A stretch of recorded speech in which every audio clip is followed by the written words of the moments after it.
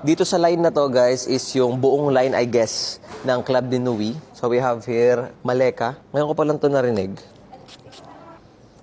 Okay, floral, sweet, sexy. Basically, pang female siya na in between ng pagdadalaga at grown up. Parang ganoon siya. Huwag na kayo lumayo, guys. Oh.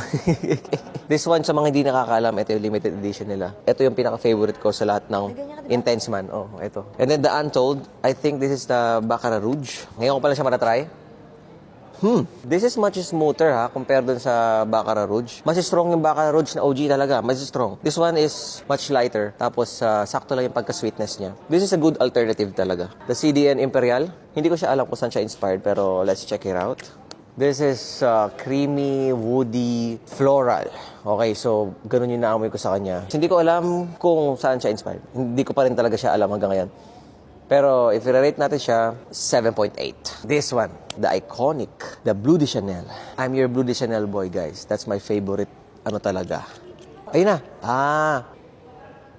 Okay. Kung ipa-percentage ko siya, hindi ako magbibigay ng mataas na closeness, Kasi medyo hindi talaga. Pero nandun yung DNA naman, guys, ng Club de Nuit. And this is lean towards to sweeter, And wala sa kanya yung hinahanap natin na amoy ipis. Sa Pilipino, ayun yung sa ng BDC, di ba? Oh, pero wala siya noon. Wala na dito noon. Pero still, siguro, ayoko na lang ibigay yung closeness niya kasi medyo iba na siya. Pero yung DNA na dito. But, kung hindi mo siya i-compare sa BDC, this is a good set. Si admin nyo ng PFC. Magtatago ka ba? Magtatago ka? O papakita ka? Okay lang. Okay na? Papakita na? Wala na. Kita na siya.